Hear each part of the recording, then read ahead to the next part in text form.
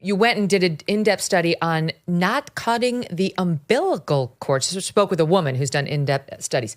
Not cutting the umbilical cord too quickly. It's not like leave it on for 4 days. But even like a minute makes a big difference. Makes a big difference. I remember as a medical student, and a lot of fathers have had this experience, they give you the scissors and they say, okay, the second we clamp this thing, and I'm sitting there as a nervous medical student, and they're telling me, your one job, it's the second we cut this thing, is clamp it, you cut it.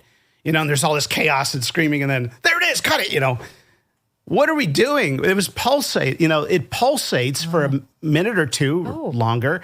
It's pulsating healthy blood, fetal hemoglobin, which has a very high oxygen binding. It's very good hemoglobin. Stem cells, antibodies. The fluid is warm through the umbilical cord. We're doing this crazy thing. We cut the umbilical cord and we whisk the baby off to some area. And I remember as a student, where are we going? Why are we taking the baby away from the mother? Oh, we have to rewarm the baby under some French fry light or something. Okay, there's the mama. There's the mama. That's a healthy incubator. It's a warm incubator. And the kid was getting a transfusion of warm blood. So we now recognize there's incredible health benefits to a delayed clamping of the umbilical cord. One study found 90 seconds was even better than 45 seconds. There was a study done of the myelination of the brain and found different myelination of the brain. What's myelination mean? The nerve pathways and development of the brain. The myelin is the covering of the nerve. It's the myelin sheath around a nerve. And so having the mom hold the baby immediately after birth for hours, not like, here for a second, we have to take the baby. There's something magical about bonding we don't understand in medicine.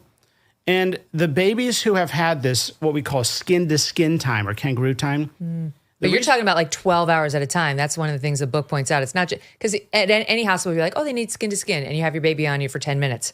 That's not what you're talking about. Yeah, look, I'm a guy, so I don't know how long a woman after delivering a baby can hold, but at least a couple hours is what's recommended at a lot of these birthing centers or hospitals that are trying to use this protocol, this bundle of best practices of delayed cord clamping, maximizing skin-to-skin time for hours, first hour breastfeeding, with golden hour of breastfeeding to maximize the odds of latching, and breastfeeding affects the baby's microbiome positively. All right, kids, we got that one going for us. That we did. On the subject of ovarian cancer, you point out ovarian cancer begins in all cases.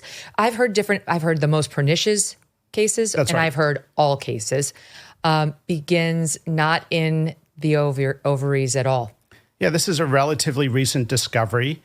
My colleagues at Hopkins, many of them were not even aware of this recent discovery, but our GYN department they're all aware of it, and that is the most common type of ovarian cancer. Not all, but the most common is also the most dominant and the most dangerous and lethal. And it comes from the fallopian tube, from the end of the fallopian tube, not the ovary. So we've taken out millions of healthy ovaries in the name of preventing ovarian cancer.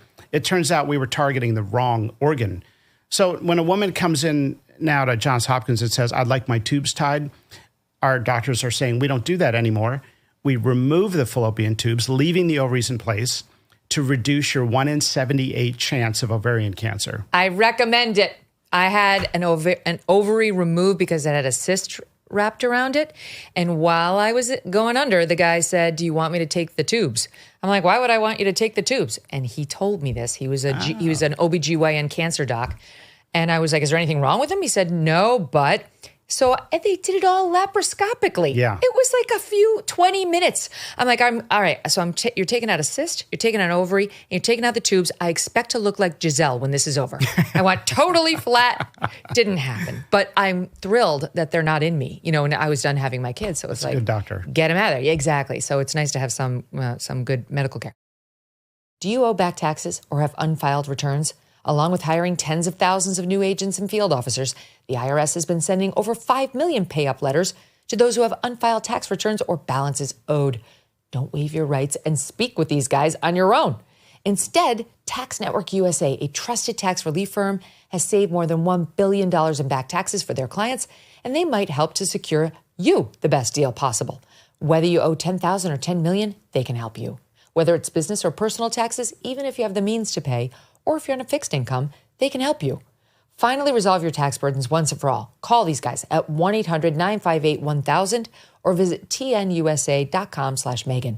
Don't let the IRS control your life. Empower yourself with Tax Network USA's support and take charge of your financial future. tnusa.com/MEGYN. Visit there today. Thanks so much for watching. If you like what you just saw, hit the subscribe button for more clips and full episodes.